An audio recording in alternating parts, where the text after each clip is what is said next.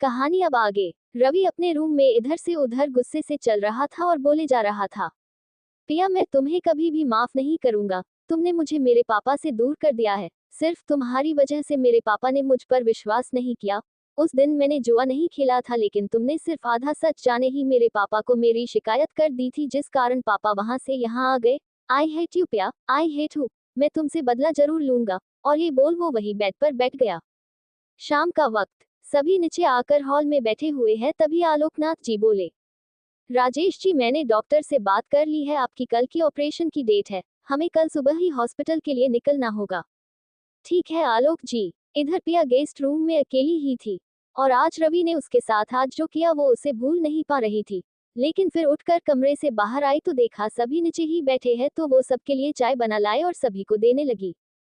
पिया को चाय बीन कर लाते देख देविका जी बोल पड़ी, अरे पिया बेटा तुमने ये सब क्यों किया? चाची जी मुझे ये सब करने में अच्छा लगता है, प्लीज जब तक हम यहाँ हैं आप हमें ये सब करने से मना मत कीजिए। अच्छा ठीक है बेटा, मैं कुछ भी नहीं कहूंगी, अगर तुम्हें अच्छा लगता है तो तुम कर सकती हो। राधा देविका से बात करने की कोशिश करते हुए बोली, देविका जी मैं ये बोल रही थी कि रवि की पढ़ाई तो खत्म हो गई है और रानी बेटी का भी ग्रेजुएशन पूरा हो गया है, तो हम इन दोनों बच्चों की दोस्ती को अगर रिश्तेदारी में बदल दे, क्या कहती है आप? राधा की बातें सुन देविका जी मुस्कुराते हुए बोली, आप कह तो सही रही है, वैसे भी रवि और रानी एक जैसे ही है, लेकिन अगर ये दोनों इस रिश्ते के लिए राजी होंगे तभी ये शादी होंगी, वरना हम ये बात यही छोड़ देंगे।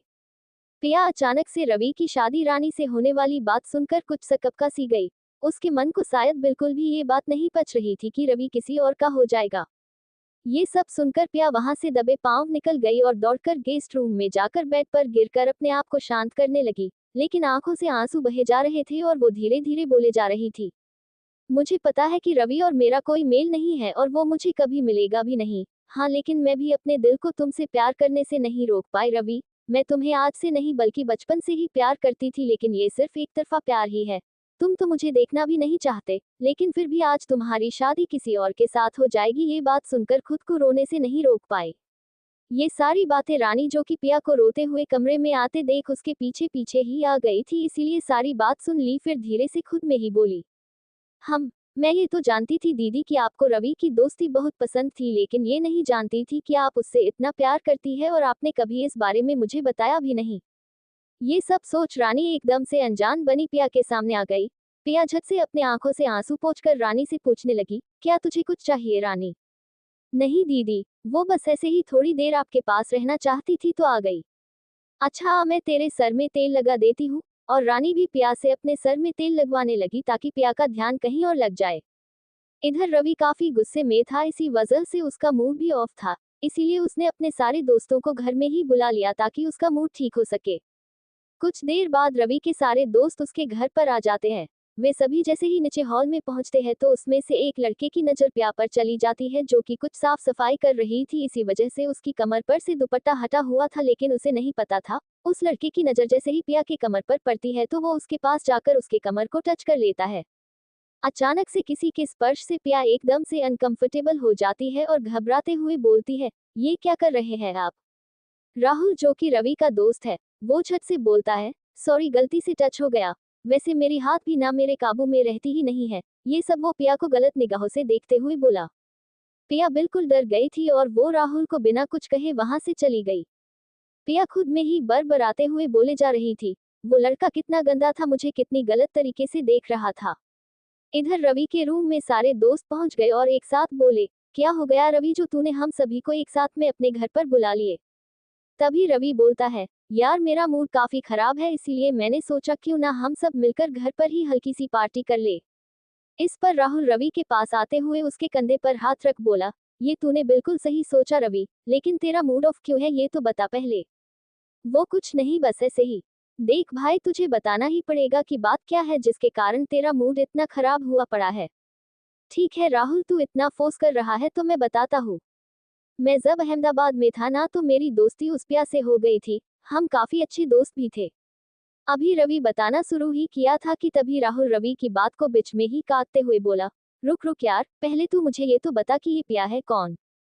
वो इसी घर में है अभी, एकदम देहाती टाइप की है लड़की है यार राहुल। ये बात रवि एकदम गुस्से से बोला। तभी राहुल बोला, अच्छा तो अभी मैं जिससे नीचे मिला वही पिया है? बहुत एटीट्यूड है उस लड़की में। लेकिन अपने दोस्त के मुंह से ये सुन रवि झट से गुस्से में बोला, क्यों राहुल, क्या किया उसने तेरे साथ? राहुल एकदम भला इंसान बनते हुए बोला, तू वो सब छोड़ और आगे बता क्या किया उसने जो तेरा मूड खराब हो गया है? वो मेरे पापा को मेरे खिलाफ कर दी जो कि आज तक बरकरार है। मैं उससे नफरत करता हूँ, ऊपर से वो मेरे ही घर में आकर बैठ गई है। ये तो उसने बहुत ही खराब किया है तेरे साथ रवि। राहुल अपने आप को बहुत शरीफ दिखाते हुए बोला, लेकिन तू इतना सब क्यों बर्दाश्त कर रहा है? उसका कुछ इलाज क्यों नहीं करता? वैसे भी उसमें बहुत ही ईगो भरा पड़ा है।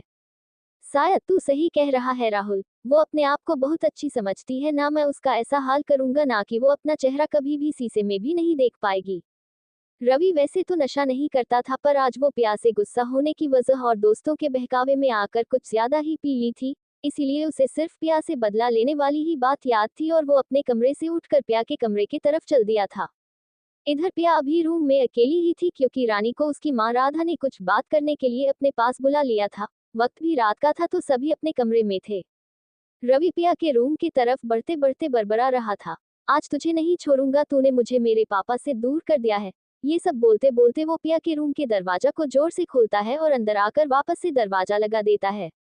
प्या जो कि बेड पर ही लेटी हुई अपनी और रवि के बचपन की कुछ अच्छी बातें याद कर रही थी कि तभी वो हड़बड़ा कर उठकर बैठ गई और जब उसने दरवाजा की तरफ अपनी आंखें करी तो रवि को नशे में देखकर बहुत ही घबरा गई और घबराई हुई सी आवाज में रवि से पूछी, रवि तुम यहाँ पर? हाँ मैं। तूने मुझे बहुत ही तकलीफ दी है और आज मैं उसी का हिसाब बराबर करने आया हूँ। ये कहते हुए उसने प्या की हाथ पकड़कर बेड पर से जोर से खींच लिया जिससे प्या के हाथों में चोट लग गई। रवि छोड़ो मुझे, मुझे दर्द हो रहा है, प्या रोते हुए बोली। आज तो मैं तुमसे अपना बदला लेके ही रहूंगा। सिर्फ तेरी वजह से मेरे पापा मुझ पर विश्वास नहीं करते हैं, सिर्फ तेरी वजह से है। मैंने क्या किया है रवि? मुझे कुछ भी नहीं समझ आ रहा है कि तुम क्या बोल रहे हो। रवि पिया को बेड पर धक्का देते हुए गिरा देता है और खुद धीरे धीरे उसके पास जाते हुए बोलता है, मैं तुम्हें सब समझा देता हूँ, नासमझ बनने का नाटक मेरे सामने करने की कोई जरूरत नहीं है। पिया रवि को यूं अपने पास आते देख बहुत ही डर गई थी। रवि तुम अभी होश में नहीं हो, प्लीज यहाँ से चले जाओ, मैं कल तुमसे खुद बात करने आऊंगी। रवि उसके पास जाते जाते नशे की वजह से बेहोश हो जाता है और पिया के ऊपर ही गिर जाता है। पिया रवि को अचानक से बेहोश होते देख एक राहत भरी सांस लेते हुए बोली, मैंने ऐसा क्या कर दिया है रवि जो तुमसे इस कदर नफरत करते हो कि मेरे साथ जबरदस्ती करने की भी कोशिश की? क्या मैं इतनी ही बुरी हूँ? वो फिर धीरे से रवि को उसी बेड पर लिटाकर उसके जूते खोल दिए और उसे देखते हुए बोली, मुझे तुमसे ऐसी बदतमीजी की उम्मीद नहीं थी रवि। मैं जानती हूँ कि मैं तुम्हें पसंद नहीं हूँ, पर इसका मतलब ये तो नहीं कि तुम मेरे स्वाभिमान को ही चोटिल कर दो। आज से मैं तुम्हारे बारे में सोचूंगी भी नहीं। ये बोल पिया रोते हुए हॉल में जाकर सोफे पर बैठ गई और वही रात गुजरने लगी और खुद से ही बोली, बस मामा जी का कल ऑपरेशन हो जाए फिर हम वापस अहमदाबाद चले जाएंगे। रवि को मेरे वजह से कोई तकलीफ नहीं होगी। वो ये सब बोलकर वही सोफे से लग के सो गई। अगली सुबह रानी पिया को सोफे पर सोए देख उसके पास जाते हुए बोली, दीदी आप यहाँ क्यों सो रही हो? पिया रानी की आवाज सुन एकदम से जग गई और पूछी, तू कुछ कह रही थी क्या रानी? वो दरअसल मेरी आंखें लग गई थी तो बस। रानी अपने बातों को फिर से दोहराती हुई बोली, हाँ दीदी मैंने आपसे पूछा कि आप यहाँ हॉल में क्यों सो रही हो? रानी वो कल रात को रवि गेस्ट रूम में आ गया था, वो नशे में होने की वजह से वही बेड पर बेहोश हो गया, तो इसीलिए मैं यहाँ आ गई सोने के लिए। क्या उस रवि की इतनी हिम्मत कि वो नशा करके आपके पास आया? मैं अभी जाके आलोक अंकल को बताती हूँ तब उसको अक्ल आएगा। पिया रानी का हाथ झट से पकड़ कर बोलती है, नहीं रानी तू ऐसा कुछ भी नहीं करेगी। तूने तो देखा ही है ना कि वैसे भी रवि और आलोक चाचा जी के बीच ज्यादा बनती नहीं है, और अगर तू आलोक चाचा जी को ये सारी बात बताएगी तो वो फिर से रवि को डांटेंगे और दोनों के बीच और दूरी बढ़ जाएगी। मैं सब जानती हूँ दी कि आप रवि को क्यों बचाना चाहती है, पर वो आपकी अच्छाई देख ही नहीं पा रहा है। पिया रानी की बात सुनकर थोड़ी असहज महसूस करते हुए पूछी, क्या तुम्हें सब पता है? मैं कुछ समझी नहीं रानी। रानी पिया द्वारा पूछे जाने पर अपने बातों को घुमा देती है, वही कि आप सभी का हमेशा अच्छा ही सोचती है। फिर गहरी सांस लेते हुए मन ही मन बोलती है, आज तो बच गई रानी तू भी ना पिया दीदी के सामने ही उनके दिल की बात बोल देती। आज मुझे इस रवि के बच्चे को एहसास करना होगा कि पिया दीदी उसे कितना प्यार करती है। रानी कहाँ खो गई तू? कहीं भी तो नहीं दी। अब हमें हॉस्पिटल के लिए निकलना है, जल्दी से आप फ्रेश हो जाइए। हाँ तू सही बोली, मैं जल्दी से तैयार होकर आती हूँ। ये बोल वो अपनी मामी के कमरे की तरफ चली गई, क्योंकि उसके कमरे में अभी भी रवि सोया हुआ था, क्योंकि उसे अभी भी होश नहीं आया था। इधर सारे परिवार वाले भी तैयार हो गए थे क्योंकि राजेश का आज ऑपरेशन था। परिवार के सभी सदस्य घर से हॉस्पिटल के लिए निकल गए, सिर्फ पिया को छोड़कर। आप लोग सोच रहे होंगे कि पिया क्यों नहीं गई। दरअसल पिया की मामी राधा नहीं चाहती थी कि पिया उन लोगों के साथ में आए, इसलिए उसने पिया को पहले ही धमका दिया था कि तू सबको बोल देना कि तू हॉस्पिटल नहीं आएगी। पिया बेचारी और करती भी क्या, वो तो सिर्फ अपने मामा जी को ठीक देखना चाहती थी, फिर चाहे वो उससे पास रहे या नहीं। कुछ देर बाद सभी हॉस्पिटल में पहुंच गए। वहां जाकर आलोकनाथ ने डॉक्टर से बात कर ली और आके राजेश से बोला, भाई मैंने डॉक्टर से बात कर ली है और वो आपको बुला रहे हैं। राजेश जी आगे बढ़ते हुए आलोक से बोले, आज आपने जो मेरे लिए किया है ना, वो मैं कभी भी नहीं भूल सकता हूँ आलोक भाई। लेकिन मैं आपसे एक और बात कहना चाहता हूँ, पर समझ नहीं आ रहा है कि कैसे कहूँ। राजेश जी संकोच भरे शब्दों में बोले, देखिए राजेश भाई, पहले आप मुझे यूं पराया मत बनाइए। मैंने आपको अपना परिवार माना है और परिवार में कोई एक दूसरे पर कोई एहसान नहीं करता है, समझे आप। और आप जो भी कहना चाहते हैं बिना संकोच के बोलिए। मैं जानता हूँ कि मेरा ऑपरेशन बहुत ही अच्छे से होगा, लेकिन भगवान ना करे अगर इस ऑपरेशन के बाद मैं कहीं होश में ही नहीं आऊं। प्लीज राजेश भाई, आप ऐसी बात क्यों कर रहे हैं, आपको कुछ नहीं होगा। आप बिल्कुल सही सलामत ऑपरेशन थिएटर से निकलेंगे। हाँ हाँ मैं जानता हूँ, पर जीना मरना हमारे हाथ में तो नहीं है ना आलोक भाई। इसीलिए मैं चाहता हूँ कि आप मुझे एक वादा दे। आप बोलिए, आप क्या कहना चाहते हैं। मैं चाहता हूँ कि मेरे बाद मेरी पिया बेटी का कोई नहीं है इस दुनिया में। हाँ रानी बेटी उसे बहुत प्यार करती है, लेकिन वो अभी इतनी भी बड़ी नहीं हुई है जो पिया की रक्षा कर पाए। राधा जी पिया को एक बचपन से ही टॉर्चर करती हुई आई है और वो बिन माँ बाप की बच्ची सब कुछ चुपचाप सहती रही है। मैं कुछ भी नहीं कर पाया हूँ अपने पिया बेटी के लिए, लेकिन अगर मुझे कुछ भी हो जाए तो मैं चाहता हूँ कि आप पिया बेटी की जिम्मेदारी ले। क्योंकि अगर वो राधा जी के पास रही तो राधा जी उसकी पूरी जीवन को ही नर्क बना देगी। मेरी आपसे इतनी ही गुजारिश है कि आप मेरे बाद पिया बेटी को इस बनावटी दुनिया से बचाएंगे। क्या आप मुझसे ये वादा करेंगे। मैं आपसे हाथ जोड़कर सिर्फ इतना ही प्रार्थना करता हूँ। आलोक राजेश के दोनों हाथों को अपने हाथों से पकड़ते हुए बोला, ये आप कैसी बात कर रहे हैं, भला आपको क्यों कुछ भी होगा। और रही बात पिया बेटी की, तो वो एक बहुत ही नेक दिल लड़की है। मैं आपसे वादा करता हूँ कि मैं उस बच्ची को कभी भी अकेला नहीं छोड़ूंगा। इस वक्त आप चलिए, डॉक्टर आपको बुला रहे हैं। राजेश अपने आंसू को पोंछते हुए बोला, ठीक है चलिए। और दोनों डॉक्टर के केबिन में चले गए। इधर देविका राधा को आश्वासन देते हुए कहती है, देखिए राधा जी, आप घबराए मत, सब ठीक ही होगा। हाँ मैं जानती हूँ देविका जी, इतना बड़ा हॉस्पिटल है, मुझे क्यों घबराहट होगी। इधर पिया जो हॉस्पिटल में नहीं थी क्योंकि उसकी मामी ने उसे आने ही नहीं दिया था, इसीलिए घर के मंदिर में ही भगवान के पास बैठकर अपने दोनों आंखें बंद करके मन ही मन राजेश के लिए प्रार्थना कर रही थी। भगवान, आपने आज तक मुझसे मेरा सब कुछ ही छीनते हुए आए हैं, लेकिन मैं तब भी आपकी पूजा में कोई कमी नहीं की।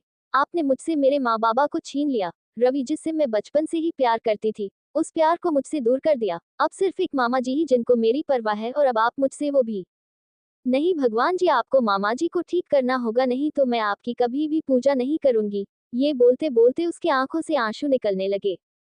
इधर गेस्ट रूम में रवि, जो कि अभी तक सोया ही था, नशे की वजह से अब जाके जगा था। जागते ही वो अपने आसपास देखने लगा और खुद से ही बोल पड़ा, मैं यहाँ कैसे आ गया। ये कमरा तो पिया और रानी का है। कहीं रात में मैंने कुछ गलत तो नहीं कर दी। वो अपने दोनों हाथों से अपना सर पकड़ते हुए बोला, ओह मेरे सर में इतना दर्द क्यों हो रहा है। ऊपर से मुझे रात की कोई बात भी याद नहीं है। लगता है रात में मैंने गुस्से की वजह से ज्यादा शराब पी लिया था। लेकिन कहीं मैंने उस पिया के साथ कोई बदतमीजी तो नहीं करी होंगी। पता नहीं वो क्या सोच रही होंगी मेरे बारे में। हाँ मैं उससे नफरत करता हूँ, पर मैं ऐसा कभी भी कुछ नहीं कर सकता जिससे एक लड़की की स्वाभिमान को ठेस पहुँचे। यही सब सोचते हुए वो बेड पर से उठकर रूम से बाहर आ गए और सीढ़ियों से नीचे आने लगा। तभी उसकी नजर मंदिर में बैठे पिया की तरफ गया और धीरे से वो खुद में ही बोला, ये यहाँ इस तरह क्यों बैठी है।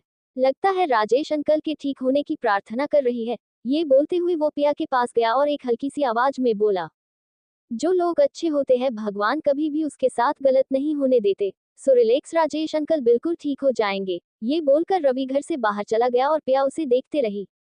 पिया अपने मन में सोचती हुई बोली, ये आज रवि को क्या हो गया, वो मुझसे इतनी सलीके के साथ बात की है। फिर भगवान के इधर मुड़ कर बोली, भगवान जी आज आप मेरे मामा जी को ठीक कर देना और मुझे आपसे कुछ भी नहीं चाहिए।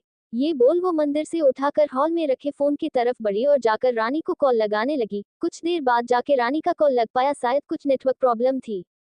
रानी कॉल उठाने के साथ ही पूछी, हेलो कौन। रानी, मैं पिया बोल रही हूँ। अभी क्या हो रहा है वहां पर। पिया एक चिंता भरी आवाज में रानी से पूछी। दीदी आप, मैं जानती हूँ दीदी कि आप वहाँ किस हालत में हैं।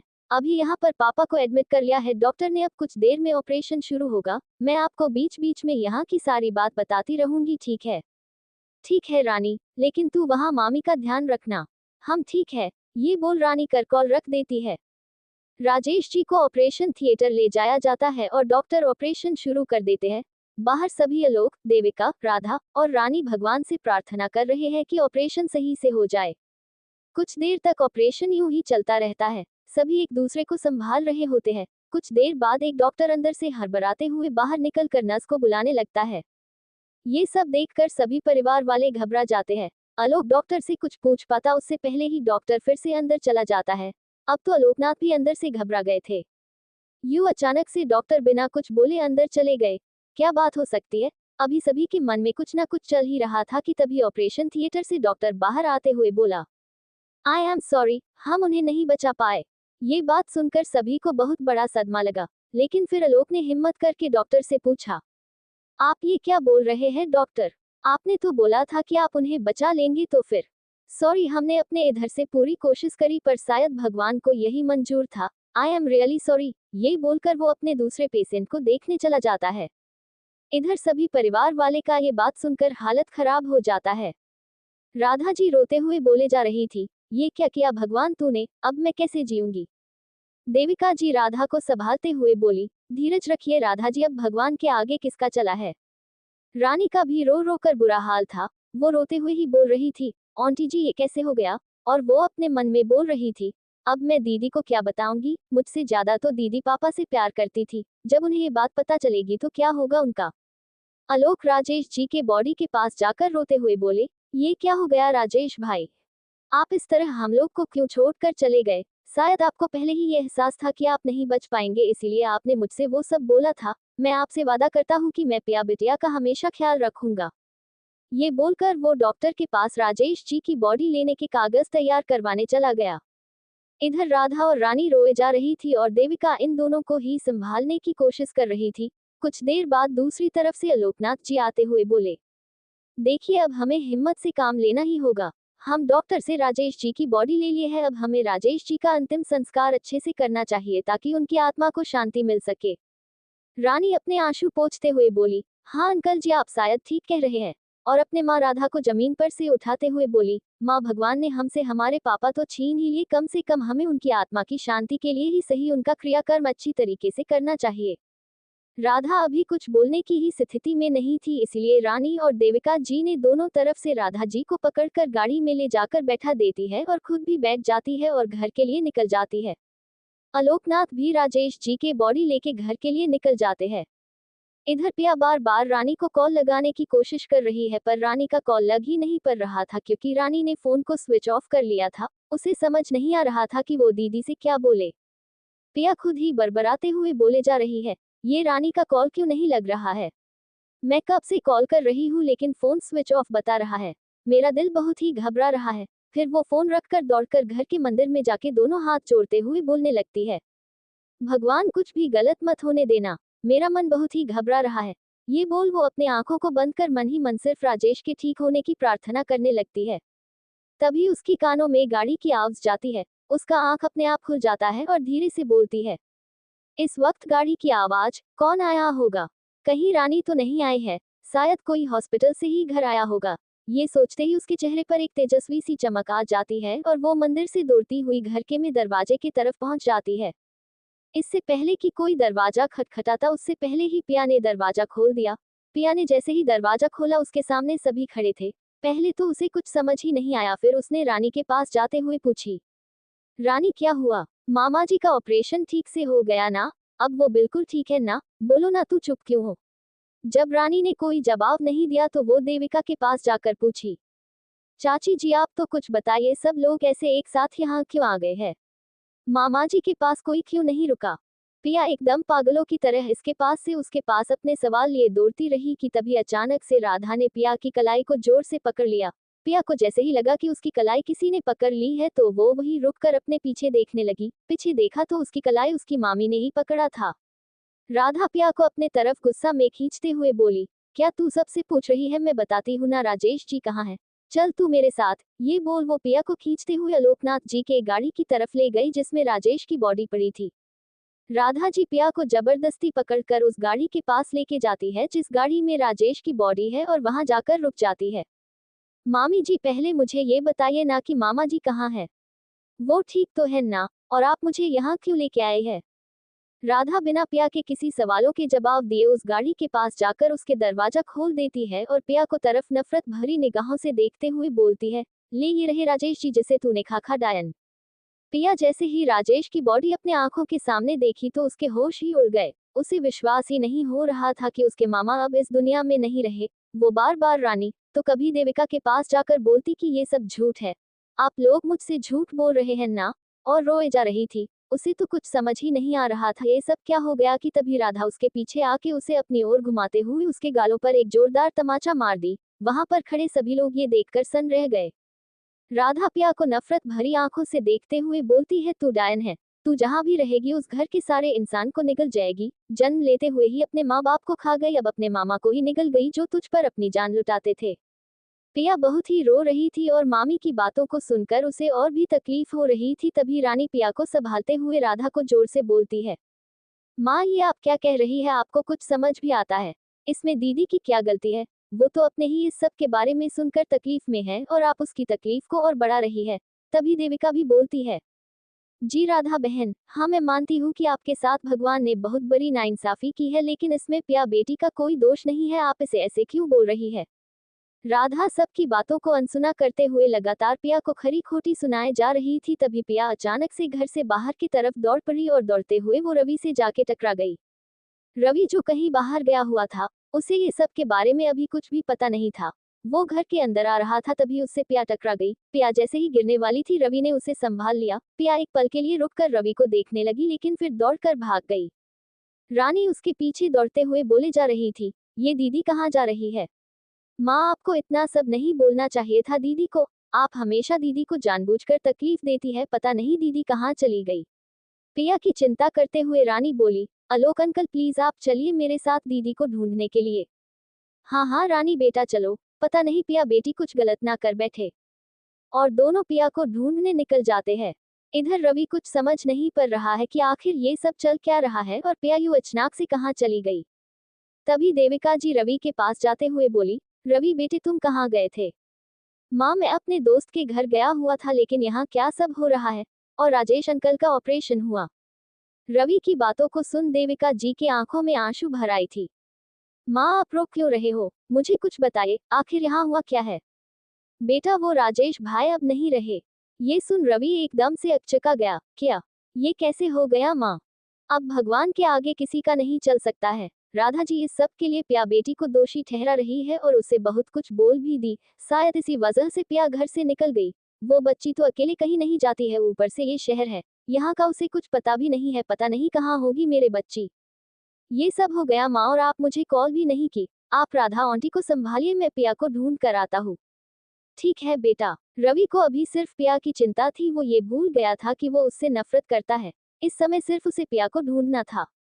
ये पिया के प्रति उसका प्यार ही तो था जो उसके लिए इसे इतना बेचैन कर रहा था, लेकिन इस बात से रवि अभी एकदम अनजान था। वो खुद में बोले जा रहा था, कैसी लड़की है ये, इतने बड़े शहर में यूं कैसे कहीं भी जा सकती है? कहीं उसे कुछ हो गया तो? नहीं नहीं मुझे उसे ढूंढना ही होगा। अब सभी उसे ढूंढ रहे थे पर पिया का कोई अता पता नहीं था। इधर पिया रोते रोते एक सुनसान सी सड़क पर चली जा रही थी बिना कोई डर के। सिर्फ वो यही सोच रही थी कि क्या सच में मेरी वजह से ही मेरे मामा जी की जान चली गई? क्या मैं सच में इतनी ही अबज़गुन हूँ? मैं जहाँ भी रहती हूँ वहाँ से खुशी चली जाती है। शायद मामी सही बोल रही थी, मैं अब किसी के लिए बोझ नहीं बनूंगी। ये बोलते बोलते प्यार नदी के पास जा पहुंची। तो दोस्तों आज के भाग में बस इतना ही। आगे की कहानी अगले भाग में सुनेंगे। प्लीज एक लाइक और कमेंट जरूर कीजिए।